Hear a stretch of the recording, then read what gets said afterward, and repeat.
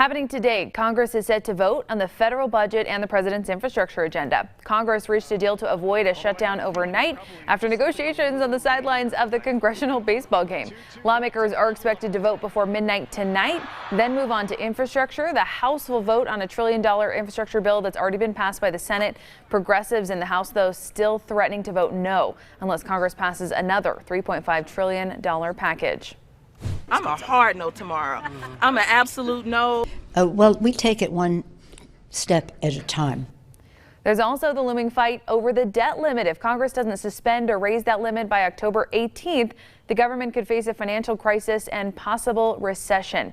The national budget is a concept we're familiar with. We've lived through a number of government shutdowns in the last 10 years.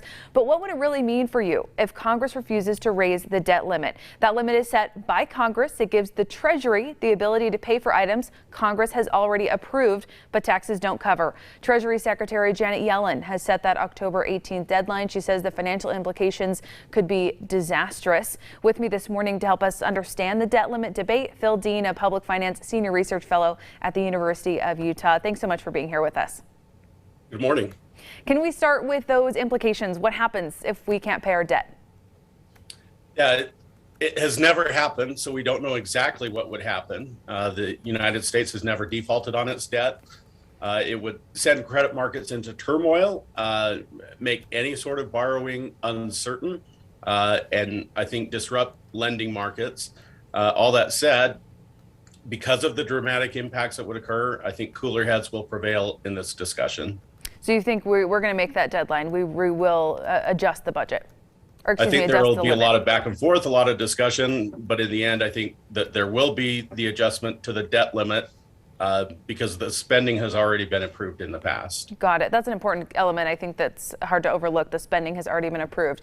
The current debt stands at about $28 trillion. Can we go over who owns that debt? Who are we borrowing from? Yeah, so we're borrowing from each other, right?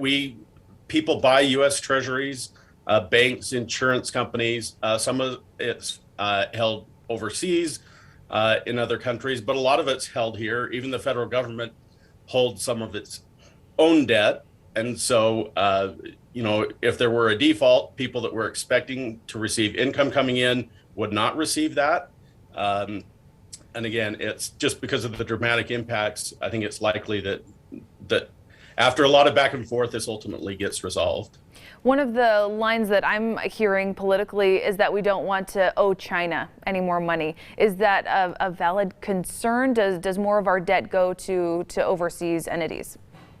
So I think China, last I saw, owns about $1 trillion of that $28 trillion. So certainly it's a meaningful amount, but it's also not the vast majority of it. The vast majority of it is held by U.S. citizens, U.S. companies that the U.S. government owes. Interesting. In these very politically divided times, I'm concerned that people, Americans, our viewers, will interpret this situation as a politically divided one, whereas historically both parties have really been for adjusting the debt limit. Can we go into that? When was the last time? How often do we adjust the debt limit, and who's usually behind that? Yeah, so it has consistently been adjusted over time. It's part of the context for this discussion is what you're just talking about in terms of additional debt that's potentially coming down the road, depending on the actions of Congress. And so it's kind of a chance for people to push back against that. And that's why you see some of the politics around it. Mm-hmm. Ultimately, this is consistently done every year, every couple of years, depending on how long Congress extends or adjusts that debt limit for. So it is a pretty regular thing that the debt limit eventually adjusts to cover the spending. Got it. I think I read that in the last 60 years, we've raised or extended almost 80 times, which was really surprising to me. What can Americans do if they have an opinion about what Congress should do at this point? Do you have any recommendations to our viewers? Yeah, so first of all, I'd say educate yourself, understand the issues, understand the long-term fiscal situation in the United States and where they're at. Unlike the state of Utah, the federal government does not balance its budget. Second thing is I think they should reach out to their senator, their congressperson, to be able to let them know their feelings on it. Ultimately, these have to balance one way or another, whether it's on the spending side or the revenue side. Ultimately, over the long term, it's important that we not continue passing this debt down to our children. Really quickly before we go, any recommendations for people to educate themselves? This is a huge topic, so much ground to cover.